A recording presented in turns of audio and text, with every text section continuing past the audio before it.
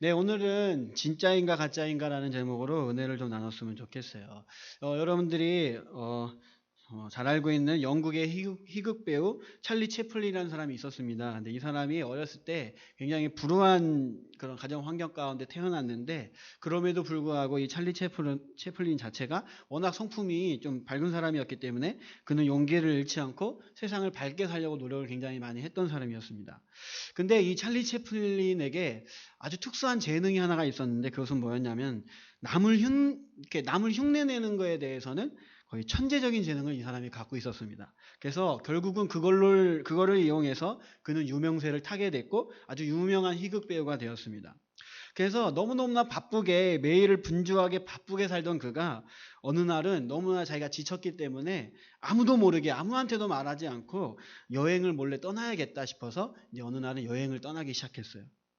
그래서 여행을 떠났는데 어느 작은 시골 마을을 우연히 지나가게 되었는데, 때마침 그 시골 마을에서 이 채플린 흉내내기 대회를 열었다고 합니다. 워낙 유명한 사람이었기 때문에 이 찰리 채플린을 이 흉내내는 흉내내기 대회가 열렸습니다. 그래서 딱 보니까 이 사람이 가서 보니까 모두들 진짜 이 채플린처럼 이렇게 분장을 하고 또 그의 특유의 그 몸짓과 그 말투를 이렇게 흉내내는 사람들이 이렇게 앞에서 나와서 이렇게 흉내를 내고 있었습니다. 그래서 이 찰리 채플린이 그거를 물끄러미 바라보다가 이 사람이 장난기가 발동했어요. 그래서 이 자신이 어떤 자신의 신분을 속이고 그 대회에 이 찰리 채플린이 출전하게 되었다는 거예요. 여러분, 수상 결과가 어떻게 되었을까요? 이 찰리 채플린은 과연 몇 등을 했을까요? 혹시 이 이야기 아시는 분이 있으세요? 몇 등 했을까요? 1등 안 했어요. 3등 했어요. 3등. 진짜 찰리 채플린이 3등을 했다는 거예요. 그러니까 이 대회에서 진짜 찰리 채플린보다 더 진짜처럼 실감나게 연기한 가짜 채플린이 2명이나 더 있었다는 거죠. 어떻게 말하면 진짜보다 더 진짜 같은 가짜가 이 안에 2명이나 있었다는 거예요. 여러분, 우리 요즘은 아니죠. 유행한 지 한참 됐지만 이 히든싱어 아시죠? 히든싱어 본 분 있죠? 보면 대단하지 않으세요? 진짜 그 원조 가수보다 더 진짜 같이 부르는 가수들이 있어서 얼굴이 공개될 때마다 사람들이 막 경악을 부르는 그런 프로그램인데, 진짜보다 더 진짜 같은 가짜들이 이 땅 가운데 많이 있다는 거죠.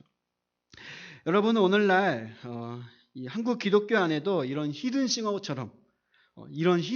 존재한다는 거예요. 진짜보다 더 진짜 같은 가짜들이 너무나 많이 있다는 거예요. 겉보기에는 정말 순수한 신앙인으로서 십자가 앞에 무릎 꿇은 그런 신앙생활을 하는 것 같습니다. 예수님의 십자가 은혜에 감격하여서 주님을 사랑하는 마음으로 신앙생활을 하고 있다고 그들은 말하고 있어요. 그래서 열심히 기도하고 열심히 예배하고 열심히 찬양도 따라 부르고 열심히 신앙생활을 합니다. 그런데 여러분, 자세히 들여다보면 진짜 같은 가짜가 있다는 거예요. 신앙인 중에서도. 순수한 신앙인이 아닌 또 다른 동기로 신앙생활을 하든가 혹은 어떤 변질된 복음을 믿고 살아가는 자가 이 땅에 많이 있다는 거죠. 성경에서 한 번도 가르쳐 준 적이 없었던 어떤 성공주의나 세속주의나 자본주의적인 사고로 신앙생활을 하는 사람도 이 땅 가운데 무척이나 많이 있다는 거죠. 그것으로 말미암아 이 땅에 있는 많은 교회들이 그런 잘못된 신앙생활을 하는 사람들 때문에 교회가 무너지고 문제가 발생하고 또 교회는 타락하고 또 성도들은 세상에 쉽게 타협하는 일들이 이 땅 가운데 한국 기독교 안에 너무나 많이 벌어지고 있다는 거예요. 그리고 정말 무서운 게 있다면, 정말 특징적인 게 있다면, 진짜 복음을 지닌 자와 가짜 복음을 지닌 자를 구분하는 게 정말 어렵다는 거예요. 이게 구분하는 게 쉽지가 않다는 거예요. 심지어 자기 스스로도 내가 진짜 복음을 지녔는지 가짜 복음을 지녔는지 스스로도 분별하기가 어렵다는 거예요. 오늘 본문에 보면 이런 사람이 한 명이 등장해요. 진짜보다 더 진짜 같은 가짜였던 한 사람이 등장한다는 거예요. 그 사람은 바로 마술사 시몬이라는 사람이 등장합니다. 우리는 오늘 이 시몬을 통해서 진짜와 가짜를 구분할 수 있는 방법을 간접적으로 우리는 배울 수 있습니다. 특히 이 시몬을 통해서 우리가 가짜 복음을 가진 자의 특성을 배울 수 있다는 거예요. 특성을. 그래서 혹시 우리 안에도 이런 가짜와 같은 모습들이, 이 시몬과 비슷한 모습들이 우리 안에 발견된다면 우리 자신을 하나님 앞에 고발하고 또 우리 자신을 하나님 앞에 이제는 내어놓고 회개함으로 말미암아 진짜 복음을 소유할 수 있는 저와 여러분이 되었으면 좋겠어요. 우리가 이 땅을 한 번밖에 살지 않는데 신앙생활 열심히 해야 하는데 가짜 신앙생활 하는 게 아니라 진짜 신앙생활을 저와 여러분들이 했으면 좋겠다는 거예요. 어쨌거나 오늘 말씀을 통해서 우리가 이 시몬을 통해서 이 가짜 복음을 가진 사람의 그 공통적 특징이 무엇인지를 한번 배워봤으면 좋겠습니다. 자, 첫 번째로 가짜 복음을 가진 자의 특성이 뭡니까? 그것은 바로 공통적 특징이 있는데 그것이 바로 사람을 높인다는 거예요. 그들은 대부분의 사람을 높인다는 거예요. 우리 8장 9절 10절 한번 읽어볼까요? 9절 10절 읽어봅시다. 시작. 그 성에 시몬이라는 사람이 사마리아 백성을 놀라게 하며 자칭 큰 자라 하니 낮은 사람부터 높은 사람까지 다 따르며 이르되 이 사람은 크다 일컬음을 받은 하나님의 능력이라 하더라.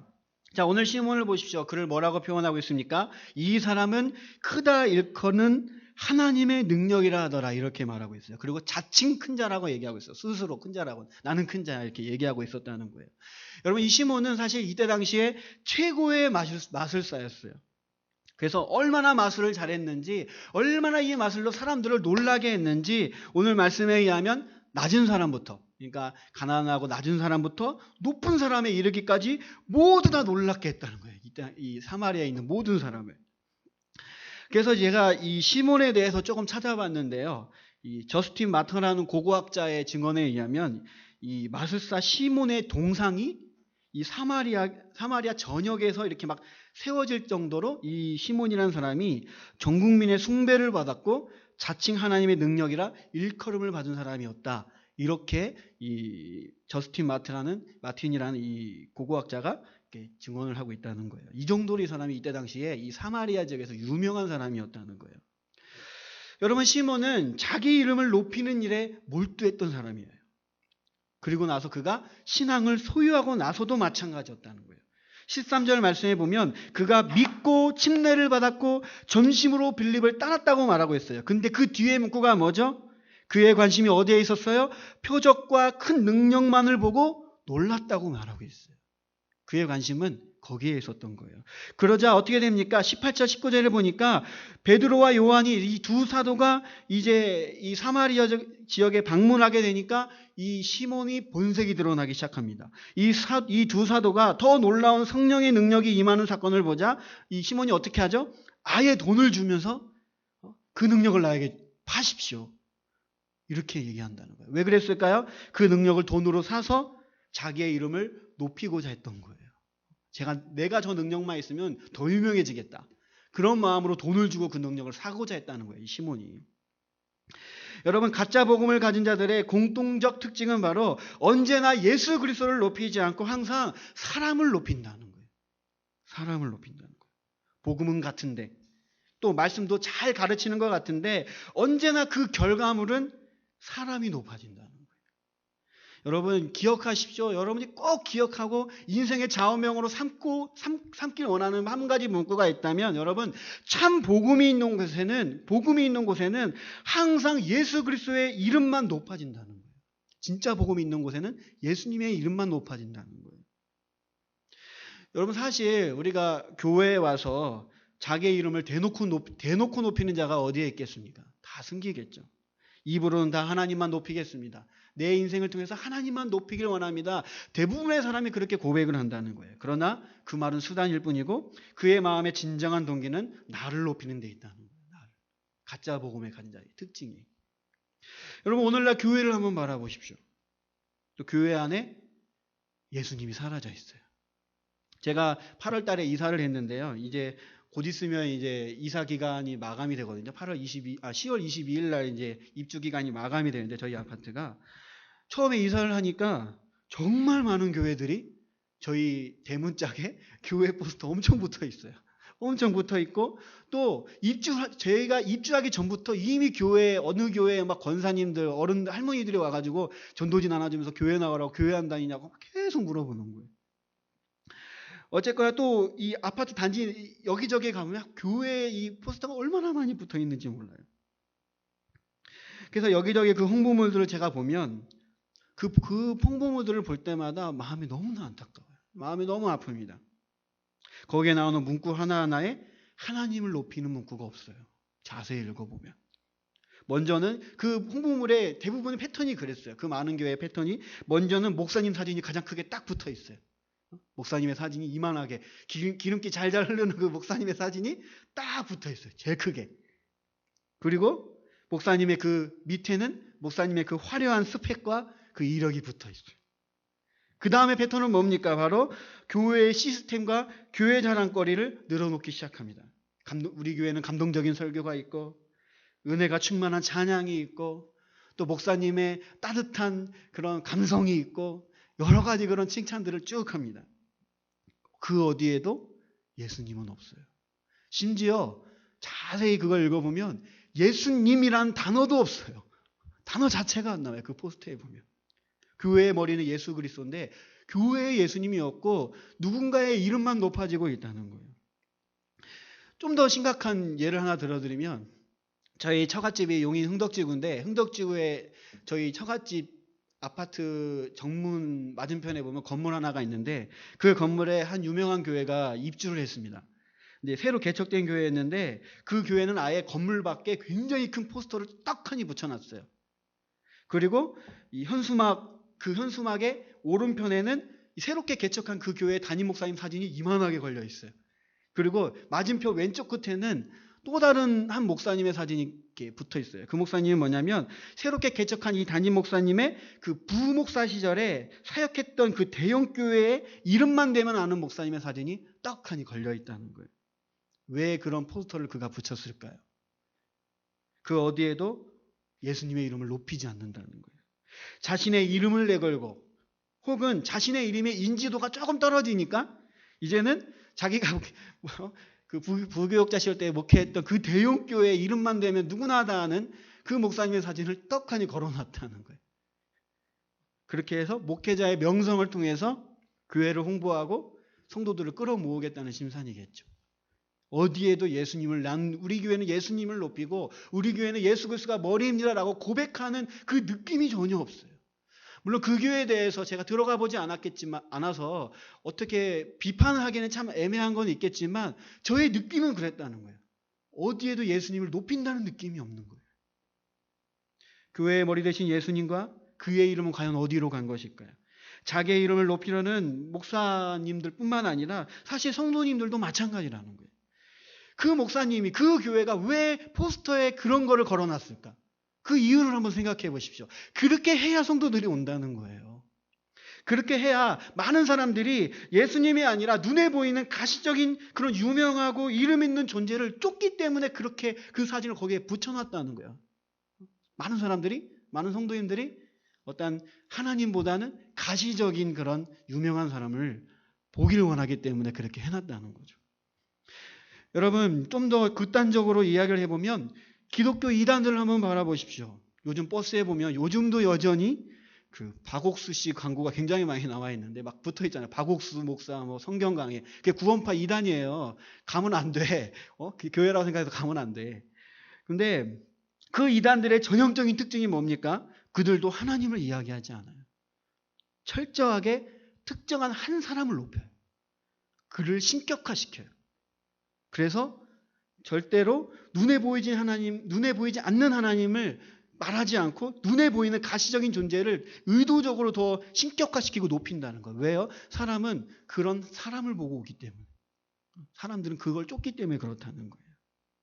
청년 여러분, 우리는 아직 청년이기 때문에 젊기 때문에 이런 유혹에 어떤 사람을 높이는 유혹에 더 많이 노출되어 있습니다. 여러분, 예수 그리스도의 이름을 높여야 돼요. 그게 신앙생활의 근본이에요.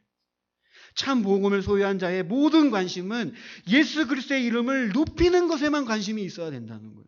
내가 무슨 일을 하든지, 내가 무슨 일을 했든지, 어느 특정한 누가 엄청난 재능을 갖고 있든지, 또 세상이 놀라는 위대한 일을 어떤 누가 했든지, 그렇게 했다 할지라도 성도는 예수 그리스도만 높일 수 있어야 된다는 거예요. 예수 그리스도만. 그것이 진짜 신앙을 가진 자의 모습이라는 거예요. 여러분들은 어떻습니까? 여러분들은 사람을 쫓습니까? 여러분의 이름을 높이고자 하는 어떤 그런 삶을 살아가고 있습니까? 아니면 나를 높이기 싫으니까 누군가의 어떤 특정한 사람을 높이는 삶을 살고 있습니까? 여러분은 자신을 한번 돌아봤으면 좋겠습니다. 자, 두 번째로 가짜 복음을 가진 자의 두 번째 특징이 있어요.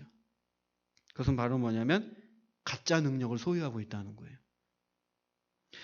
오늘 말씀 시몬은 뭐 하는 자였죠? 마술사였습니다. 가짜 능력이었다는 거죠. 여러분들이 TV를 통해서 마술쇼 다 본 적 있으시죠? 마술 보면 너무너무 신기한 게 많아요. 어떤 한 상자에 한 미녀가 딱 들어가요. 그러면 어떻게 하죠? 마술사가 톱으로 잘라서 분명히 몸이 쪼개졌는데 다시 끝에서 가서 보면 또 붙어 있어. 이거 정말 신기하잖아요. 전 그거 보면서 어떤 원리로 그렇게 하는지 모르겠는데 너무너무 신기하더라고요. 모자에서는 막 이렇게 끈이 계속 나와. 분명히 모자는 요만한데 끈이 이만큼이 나와요. 그리고 그걸 확 집어던지면 갑자기 뭘로 변해? 막 새로 변하고 이런 거 막 봤잖아요. 너무너무 신기하더라고요. 너무너무 신기한데 중요한 것은 무엇입니까? 그것은 전부 다 눈속임이고 어쨌든 가짜 능력이라는 거예요. 진짜는 아니라는 거예요. 여러분, 가짜 복음을 가진 자도 사실 어느 정도 능력은 소유할 수 있습니다. 여러분, 모세를 기억하십니까? 모세가 바로 앞에 갔을 때 어떻게 했죠? 자기 지팡이를 던졌을 때 이 지팡이가 뭘로 변했어요? 뱀으로 변했었어요. 그때 그거를 바라보고 애굽의 술객들이 어떻게 하죠? 그 정도는 우리도 할 수 있어 해가지고 그들도 지팡이를 던졌을 때 어떻게 돼요? 실제로 그것이 뱀으로 변했어요. 비록 가짜이지만 어떤 특정한 능력을 어느 정도는 가질 수 있다고 성경은 이야기를 하고 있어요. 그런데 여러분, 참 능력은 어떤 그 애굽의 술객들이 진짜 참 능력은 아니라는 거예요. 결국 어떻게 되죠? 모세의 지팡이가 그 변했던 그 뱀이 나머지 술객들의 뱀을 어떻게 해버려요? 먹어버려요. 삼켜버려. 그게 상징하는 게 뭐예요? 이거는 가짜라는 거야. 진짜 능력은 모세의 지팡이라는 거예요. 여러분, 가짜 능력과 이 참 능력의 차이를 알 수 있는 방법이 있어요. 그것은 그 능력을 발휘하고 난 후에 그 이후의 반응을 보면 이게 진짜 능력인지 가짜 능력인지를 알 수 있다는 거예요. 여러분, 참 능력은, 진짜 능력은 특징이 있어요. 참 능력은 진짜 벌어지고 나면 항상 뭐가 따라오냐면 기쁨이 찾아와요. 기쁨.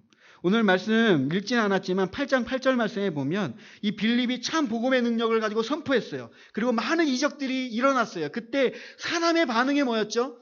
주체할 수 없는 기쁨이 그 사마리아 성 가운데 가득했다고 말하고 있어요. 왜 그렇습니까? 참 능력이기 때문에. 인생의 문제를 진짜 해결해주고 나의 인생의 어려움을 진짜 도와줄 수 있는 참 능력이 그리스도의 복음이었기 때문에 그 복음을 경험한 그들의 반응이 뭐였죠? 기쁨이 찾아왔다는 거예요. 기쁨이. 문제로부터 자유할 수 있는 참 자유함을 느꼈고 참 기쁨이 넘칠 수밖에 없었다는 거예요. 여러분, 우리가 순수하고 참 복음을 정말로 경험한 자라면 저와 여러분들의 삶 가운데 기쁨이 있다는 거예요. 기쁨이. 여러분 삶 가운데 기쁨이 있으십니까? 우리가 정말 하나님의 자녀가 되었어요. 주님께서 내 과거와 현재와 미래의 죄의 문제를 완벽하게 해결해 주셨어요. 그리고 이제는 언제 죽어도 죽음을 두려워하지 않고 천국을 갈 수 있는 참 소망이 저와 여러분 가운데 복음으로 말미암아 생겼어요. 이 복음의 메시지를 참으로 우리가 경험했다면 우리는 기쁠 수밖에 없다는 거예요.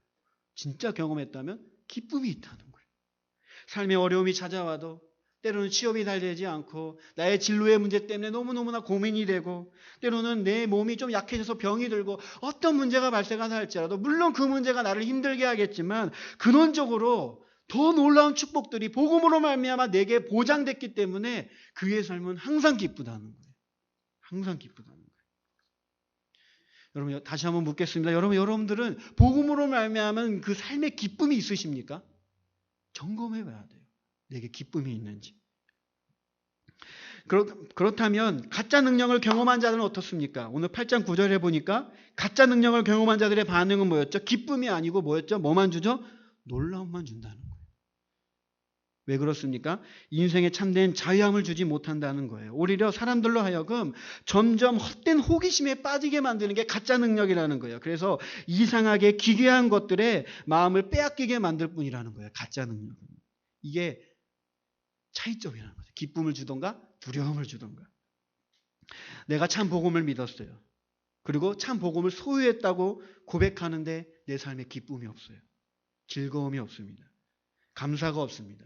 오히려 신앙생활에 대한 신비감, 어떤 신비로운 체험만을 강조하고 뭔가 항상 신앙생활을 하는데 주눅 들어있고 피곤하고 율법주의에 얽매여서 그렇게 살아가고 있다면 자신의 신앙에 대해서 점검해 볼 수 있어야 된다는 거예요. 여러분들은 어떻습니까? 복음으로 말미암은 주체할 수 없는 기쁨이 여러분 가운데 있으십니까? 자, 세 번째로 가짜 복음을 가진 자의 세 번째 특징, 마지막 특징이 있습니다. 그 특징이 바로 뭐냐면 내면의 동기가 다르다는 거예요. 내면의 동기가. 우리 8장 18절에서 20절 말씀 한번 읽어봅시다.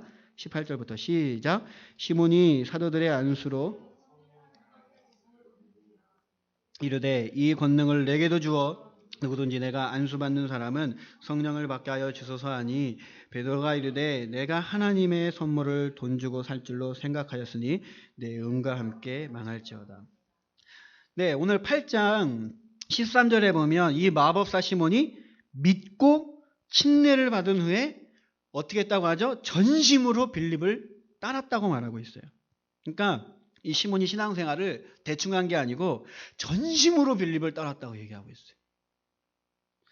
그러니까 이게 뭔 말입니까? 그는 겉으로는 완벽한 신자였다는 거예요.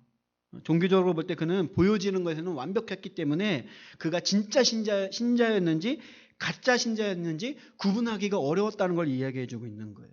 그래서 그 성령 충만했던 빌립조차도 그가 완전히 그리스도를 믿는 사람으로 속았다는 거예요. 그래서 그에게 침례를 줬다는 거예요. 빌립이 속아서.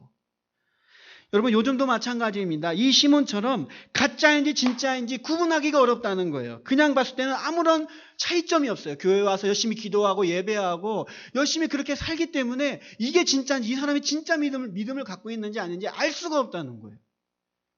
그러면 어떻게 하면 진짜와 가짜를 구분할 수 있을까요? 그것은 신앙을 가질 때 그 내면의 동기를 통해 알 수 있다는 거예요. 가짜 신앙은 내면의 동기가 주님이 아니라는 거예요.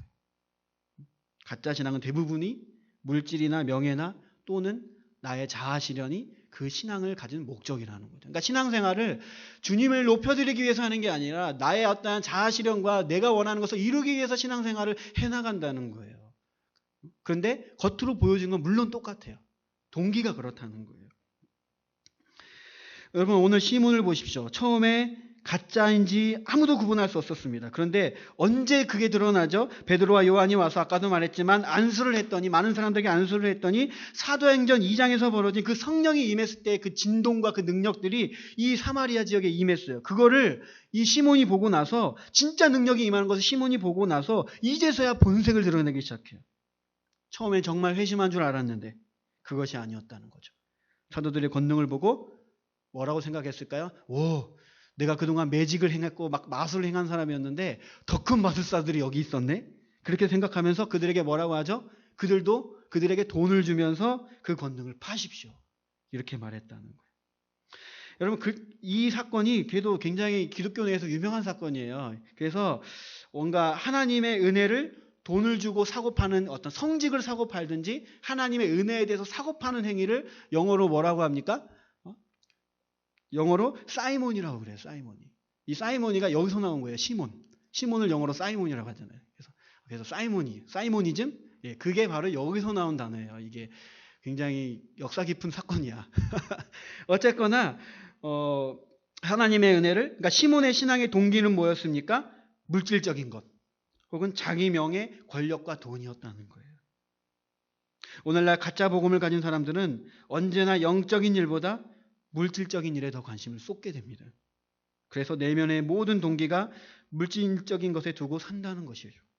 그래서 어떤 행동을 해도 그 이면의 동기가 하나님 나라와 그리스도가 아니라 자기 자신이라는 거죠. 여러분 이게 굉장히 무서운 게 뭐냐면 제가 예를 들어 한번 설명을 해볼게요. 저는 목회자니까 목회자를 예를 들어 한번 설명을 해볼게요. A라는 목사와 B라는 목사가 있었어요. 근데 A라는 목사는 정말 하나님 앞에 순수한 복음을 가진 자라고 한번 생각해 봅시다. 그래서 하나님께로부터 어느 날 그 부르심을 받고 하나님 나라와 교회를 세우고 한 영혼을 살리는 일을 네가 해라 해서 그런 부르심을 받았어요. 이 A라는 목사가. 그래서 이제 그의 모든 행동의 동기는 뭐였습니까? 이제는 부르심이라는 거예요. 한 영혼을 살리고 교회를 세우기 위해서 이 목사는 열심히 이제 사역을 하기 시작합니다. 최선을 다해서 사역을 하기 시작했어요. 그래서 어떻게 합니까? 성경을 가르치기 시작했어요. 왜냐하면 성도들에게 영적인 유익을 주기 위해서 이 A 목사는 열심히 성경을 가르쳤어요. 그리고 또 뭘 합니까? 신방을 열심히 했어요. 성도들을 열심히 돌아봐서 그들에게 영적인 케어를 해주기 위해서 열심히 신방을 했어요. 그 부르심대로. 그리고 이 목사가 또 뭘 합니까? 설교를 합니다. 설교를 통하여서 생명의 말씀을 성도님들에게 잘 전해지기 위해서 최선을 다해 설교를 했어요. 그리고 기도를 합니다. 믿음의 지체들을 자신이 잘 세워질 수 있는 능력을 달라고 하나님께 날마다 기도하는 목회자가 됐어요. 근데 비목사가 있었어요. 이제 반면에 비목사가 있는데 이 비목사는 자기의 이름을 높이고 물질적인 것에 동기를 둔 목사예요. 그래서 자신의 성공을 위해서 목회를 하고 싶어 합니다. 그래서 목회의 성공을 이루어서 반드시 이 목회를 성공시켜서 그 목회를 통해서 내가 부를 쌓고 명예를 쌓고 자신의 이름을 날리고자 하는 그런 본능, 그런 어떤 동기가 이 비목사 가운데 있었어요. 그는 그 자신의 야망을 이루기 위해서 무엇을 하기 시작할까요? 정말 최선을 다해서 설교를 하기 시작할 거예요. 그래야 사람들에게 인정받고 사람들이 이곳에 모이니까. 그는 또 뭘 하기 시작합니까? 성경을 열심히 가르치기 시작할 거예요. 그래야 잘 가르친다고 인정받고 또 많은 성도들이 그 가르침을 받고 교회에 정착할 거니까. 그리고 그가 또 어떻게 합니까? 최선을 다해서 성도님들을 신방합니다. 왜요? 그래야 성도님들이 안 떠나니까. 그리고 열심히 날마다 기도해요. 왜 기도합니까? 기도해서 교회가 빨리 부흥해야 내가 원하는 것을 이룰 수 있으니까. 여러분, A와 B 두 목사의 목회의 동기는 완전히 달랐어요. 그러나 겉으로 드러나는 것은 똑같아요. 똑같이 설교하고 똑같이 신방하고 똑같이 기도합니다. 여러분 이해가 되십니까? 어떤 동기로 목회를 하는지 아무도 모른다는 거예요. 아무도. 그리고 목사들은 충분히 성도들을 속일 수 있다는 거예요. 저도 마찬가지예요. 저도 얼마든지 여러분들을 속일 수 있어요. 제가 가짜 복음을 지닌 사람이라면 충분히 그렇게 할 수 있다는 거예요. 꼭 목사뿐만 아니라 여러분들도 마찬가지예요. 여러분들도 누군가를 속일 수 있어요. 충분히 속일 수 있어요. 그러면 언제 이 내면의 동기, 전혀 알 수 없는 이 내면의 동기가 드러납니까? 평소에는 관심사를 보면 어느 정도 알 수 있어요. 내 관심사가 어디에 있나 보면 안다는 거예요. 목사들을 보면 교회를 어떻게 성장할 것인가, 성장에만 관심이 있는 사람들은 한 번쯤 의심해 봐야 돼요. 내 관심이 여전히 내 삶이고 내 건강이고 내 취업이고 내 성공에만 머물러 있다면 내 관심이, 그 사람은 철저히 시몬처럼 자신만을 위한 내면의 동기로 사는 자라는 거예요. 물질적이고 현세적이라는 거죠. 그런데 내 관심이 물론 내가 취업을 하고 성공을 하고 이런 거에 대한 관심을 젊은 시절에 쏟을 수밖에 없지만 좀 더 근원적으로 내 관심이 주위에 잃어버린 영혼에 대한 관심이 있고 주님의 나라를 세우고 주님의 몸된 교회를 세우는 일에 내가 관심이 항상 있다면 그 사람은 참 복음을 소유한 자일 거예요. 여러분, 좋은 성적과 좋은 직장에 취업을 하지 못한 아쉬움보다 내가 하나님 앞에 더 온전하지 못하고 하나님 말씀에 더 순종하지 못하고 또 주위에 예수 그리스도를 믿지 않는 잃어버린 한 영혼 때문에 더 아쉬워하고 있냐는 거예요. 어떤 거에 더 관심 갖고 아쉬워하냐에 따라서 알 수 있다는 거죠. 진짜인지 가짜인지. 그런데 여러분, 이것도 사실 명확하진 않습니다. 무엇보다 가장 확실하게 내 내면의 동기가, 그 어떤 내면의 동기가 드러날 때가 있어요. 바로 주님 앞에 서게 될 때. 완벽하게 드러날 수밖에 없다는 거예요. 사람은 속일 수 있어도 하나님은 속일 수 없기 때문에 그렇습니다. 청년 여러분, 우리는 한 번밖에 인생을 살지 않습니다. 그리고 단 한 번 주님 앞에 모두 다 서게 될 그날은 반드시 올 수밖에 없습니다. 주님 앞에 서게 될 때 우리가 가짜 복음을 지닌 사람으로서 영적인 내면의 동기가 아니라 철저히 나만을 위한 그런 내면의 동기로 살았다면 그동안 사람은 속였지만 세상은 속였지만 주님은 속일 수 없어요. 주님 앞에 반드시 우리는 심판받게 될 겁니다. 여러분, 이거보다 무서운 게 어디 있을까요?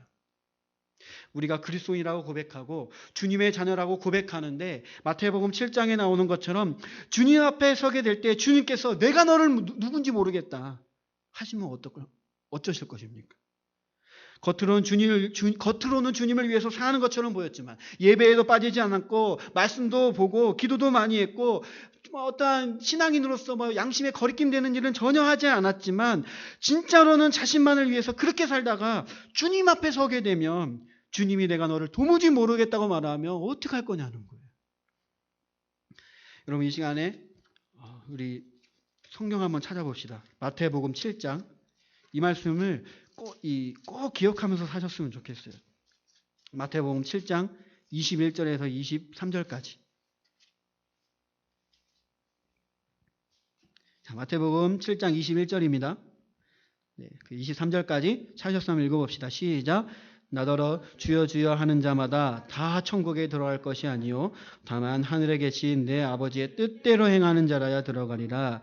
그날에 많은 사람들이 나더러 이르되 주여 주여 우리가 주의 이름으로 선지나 노릇하며 주의 이름으로 귀신을 쫓아내며 주의 이름으로 많은 권능을 행하지 아니하였나이까 하더니 그때 내가 그들에게 밝히 말하되 내가 너희를 도무지 알지 못하니 불법을 행하는 자들아 내게서 떠나가려 하리라. 여러분이 뭡니까? 이들이 주의 이름으로 예언을 하는 선지자 노릇을 했어요. 그리고 주의 이름으로 귀신을 쫓아냈어요. 다른 이름도 아니고 주의 이름으로 많은 기적들을 일으켰다고 말하고 있어요. 근데 주님이 이들에게 뭐라고 말씀하십니까? 나는 너희를 도무지 모르겠다고 말하고 있어요. 위아교회 청년 여러분, 이들이 왜 이렇게 되었을까요? 그들은 겉으로는 훌륭한 사역자였어요. 귀신도 되어줬는 훌륭한 사역자였다는 거예요. 훌륭한 성도로 살았던 자들이에요. 그런데 그들의 내면의 동기는 철저히 자신만을 위해 살았다는 거예요. 결국 주님의 마음과 뜻대로 사는 자들이 아닌 자신의 명예와 이름을 위해서 살았다는 거예요. 주님이 그거를 알았다는 거예요. 세상 모든 사람들은 너희가 세상 모든 사람을 속였지만 너희는 나를 속이진 못해. 난 너희를 도무지 모르는 자야. 이렇게 말한다는 거예요. 여러분, 저와 여러분들은 어떻습니까? 여러분들은 참 복음을 소유하고 있습니까? 그래서 여러분들의 삶의 내면의 동기가 주님과 하나님 나라와 한 영혼에 있습니까? 아니면 여전히 내 성공과 내 자아 실현과 내 취업과 내 욕심에 머물러 있습니까? 여러분, 우리는 우리 자신을 점검해 봐야 돼요. 꼭 점검해 봐야 됩니다. 너무너무나 중요한 얘기예요.